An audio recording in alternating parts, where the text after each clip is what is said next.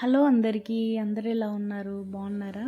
నేను ఈరోజు మంచి రెసిపీతో మీ ముందుకు వచ్చానండి. అందరికీ సులభంగా అందుబాటులో ఉండే కరివేపాకుతో పొడి చేసి చూపిస్తున్నానండి. నేను చూపించినట్టు కనుక మీరు కనుక ట్రై చేస్తే కరివేపాకు పొడి నెల రోజుల వరకు పాడవకుండా బాగుంటుందండి.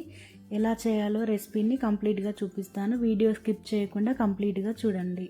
సో దీనికి కావాల్సిన పదార్థాలండి: ఎండుమిర్చి, పచ్చిశనగపప్పు, మినుములు, 2 స్పూన్ల ధనియాలు, ఒక 10 నుండి 20 వరకు వెల్లుల్లి రెబ్బలండి. ఇక్కడ శుభ్రంగా కడిగి తీసుకున్న కరివేపాకు.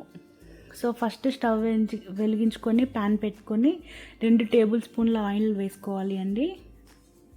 సో ఆయిల్ కొంచెం హీట్ ఎక్కినాక జీలకర్ర వేసుకొని కొంచెం ఫ్రై అవ్వనివ్వాలి.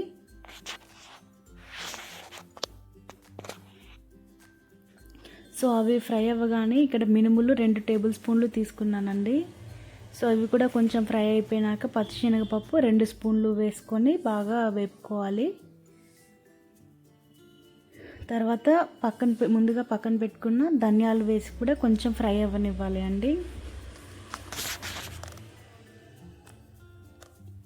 ఇవి కూడా ఫ్రై అయిపోయినాక మనం ముందుగా తీసుకున్న ఎండుమిర్చి రుచికి సరిపడా, కారానికి సరిపడా వేసుకోవాలండి.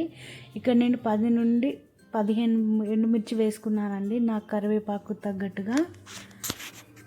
సో ఇవి కూడా కొంచెం బాగా ఫ్రై చేసుకోవాలి. ఇలా ఫ్రై అయిపోయిన తర్వాత ముందుగా కడిగి శుభ్రంగా ఆరబెట్టుకొని తేమ లేకుండా చూసుకోవాలి అండి. తేమ ఉంటే తొందరగా పాడవుతుంది. సో తేమ లేకుండా ఫ్యాన్ గాలికి ఆరబెట్టుకొని తీసుకోవాలి. మీడియం ఫ్లేమ్లో 2 to 3 మినిట్స్ బాగా ఫ్రై చేసుకోవాలి అండి కరివేపాకుని.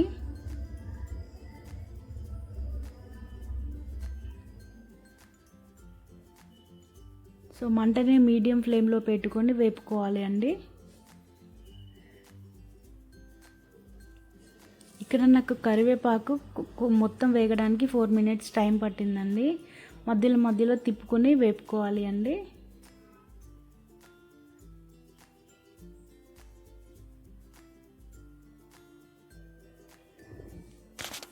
సో ఇలా తిప్పుకొని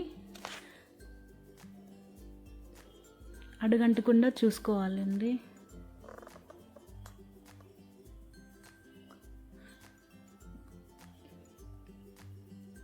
తర్వాత స్టవ్ ఆఫ్ చేసుకోవాలండి. బాగా చల్లార్చిన తర్వాత ఈ మిశ్రమాన్ని మిక్సీ జార్లో పట్టుకోవాలి. దానికంటే ముందు ఫస్ట్ వెల్లుల్లిని ఫ్రై చేసుకోవాలి అండి. వెల్లుల్లిని మిక్సీలో వేసుకొని ఒక ఇలా తిప్పుకొని పక్కగా వేసుకోవాలి. తర్వాత ఆ మిశ్రమాన్ని పక్కన పెట్టుకొని ఇప్పుడు వేయించుకున్న మిశ్రమాన్ని అంతా మిక్సీలో వేసుకొని రుచికి సరిపడా ఉప్పు వేసుకొని మెత్తగా మిక్స్ చేసుకోవాలి అండి. మిక్సీ పట్టుకోవాలి. తర్వాత మనం ముందుగా మిక్సీ వేసుకొని పక్కన పెట్టుకునే వెల్లుల్లి అలా మిక్సీ మొత్తం పట్టుకొని స్పూన్తో మొత్తం తిప్పుకోవాలండి. అంతే, రుచికరమైన ఎంతో రుచిగా ఉండే మనకు కరివేపాకు పౌడర్ రెడీ అయిపోయింది. సో దీన్ని వేడి అన్నంలో వేసుకొని తింటే చాలా బాగుంటుందండి. మీరు కూడా తప్పకుండా ట్రై చేయండి. రెసిపీ ఎలా వచ్చిందో మీరు కామెంట్ రూపంలో తెలియజేయండి. Thank you for watching.